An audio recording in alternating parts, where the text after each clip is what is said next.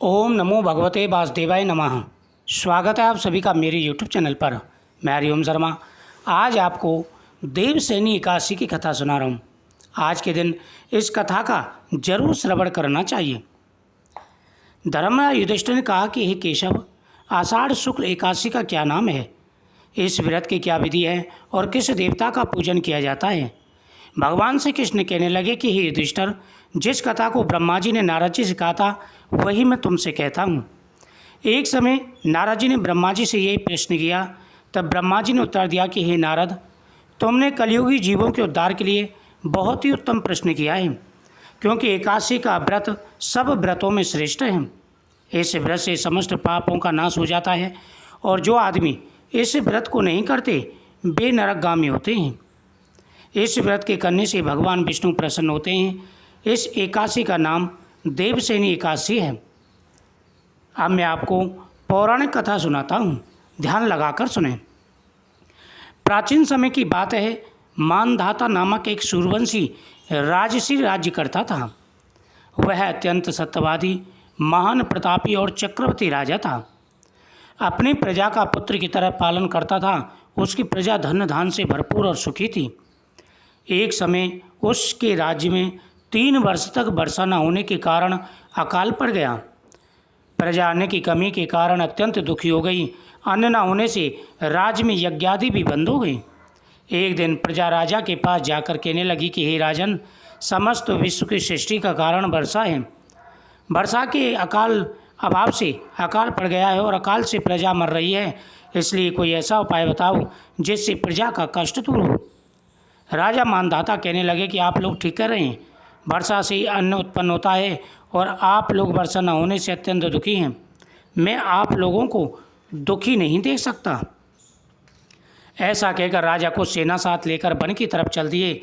वह अनेक ऋषियों के आश्रम में भ्रमण करते हुए अंत में ब्रह्मा के पुत्र अंगरा ऋषि के आश्रम में जा पहुँचे। वहाँ राजा ने घोड़े से उतरकर अंगरा ऋषि को प्रणाम किया। मुनि ने राजा को आशीर्वाद देकर कुशल खेम के पश्चात उससे आश्रम में आने का कारण पूछा। राजा ने हाथ जोड़कर विनीत भाव से कहा कि हे भगवान, आप सब प्रकार के धर्म का पालन करने वाले हैं। मेरे राज्य में अकाल पड़ गया है, इससे प्रजा दुखी है। राजा के प्रभाव से ही प्रजा कष्ट पाती है। ऐसा शास्त्रों में कहा गया है, जब मैं धर्मानुसार राज्य करता हूँ तो मेरे राज्य में अकाल कैसे पड़ गया। मैं आपके पास इसी संदेह की निवृत्ति के लिए आया हूँ। कृपा करके मेरे संदेह का निवारण कीजिए। साथ ही प्रजा के कष्ट को दूर करने का कोई उपाय बताइए। इतनी बात सुनकर के ऋषि कहने लगे कि हे राजन, यह सतयुग सब युगों में उत्तम है। इसमें धर्म के चारों चरण सम्मिलित हैं, अर्थात इस युग में धर्म की सबसे बड़ी उन्नति है। लोग ब्रह्म की उपासना करते हैं और ब्राह्मणों को ही केवल वेद पढ़ने तथा तप करने का अधिकार है। परंतु आपके राज्य में एक शूद्र तपस्या कर रहा है। इसी दोष के कारण आपके राज्य में वर्षा नहीं हो रही। इसलिए यदि आप प्रजा का भला चाहते हो तो शूद्र का वध कर दूं।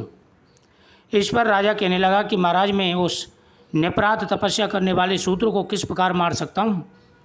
मैं हिंसा नहीं कर सकता। आप इस दोष से छूटने का कोई और उपाय बताइए। तब ऋषि कहने लगे कि हे राजन, यदि तुम धान्य से संपूर्ण प्रजा को देखना चाहते हो और अन्य उपाय जानना चाहते हो तो सुनो। आषाढ़ मास के शुक्ल पक्ष की देवसेनी एकादशी का विधि पूर्वक व्रत करो। व्रत के प्रभाव से तुम्हारे राज्य में 100 वर्षों तक प्रजा सुखी रहेगी। तुम्हारे राज्य में सब प्रकार की सिद्धियों का वास होगा और पितृ शांत होने लगेंगे। अतएव प्रजा सेवक तथा मंत्रियों सहित तुम इस व्रत को करो। मुनि के वचन सुनकर राजा ने अपने नगर में वापस आकर विधि पूर्वक देवसेनी व पद्म एकादशी का व्रत किया। उस व्रत के प्रभाव से वर्षा हुई और प्रजा को सुख पहुँचा। अतः इस मास की एकादशी का व्रत मनुष्यों को अवश्य करना चाहिए।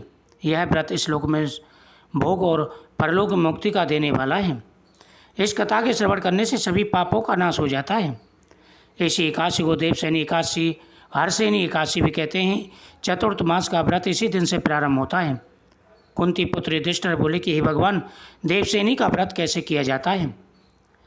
तब भगवान श्री कृष्ण बोले, हे राजन, अब भगवान विष्णु के शयन व्रत और चतुर्थ मास की कथा कहता हूँ। जब सूर्य कर्क राशि में आते हैं तब भगवान शयन करते हैं और जब तुला राशि में आते हैं तब भगवान सोकर उठते हैं।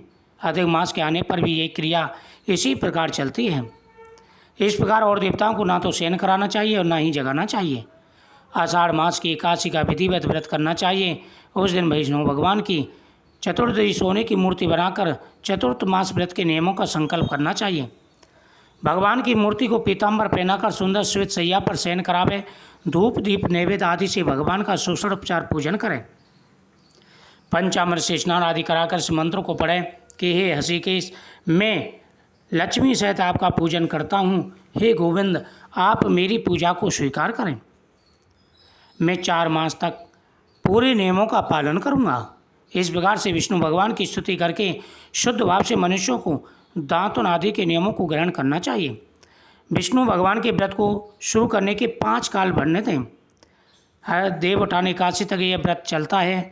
एकादशी, द्वादशी, पूर्णमासी, अष्टमी और कर की संक्रांति से व्रत प्रारंभ किया जाता है।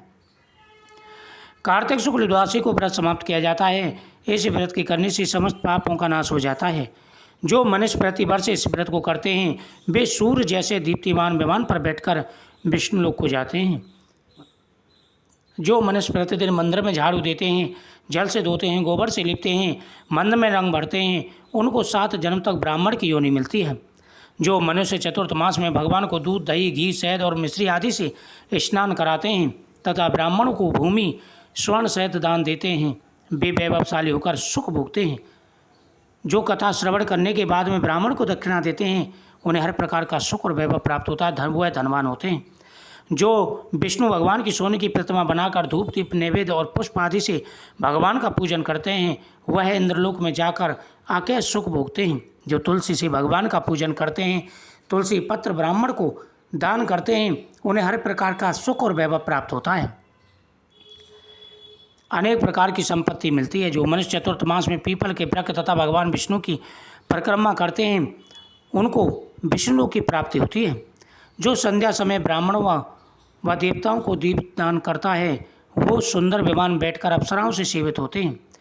जो भगवान का चरणामृत लेते हैं वे आवागमन से मुक्त हो जाते हैं।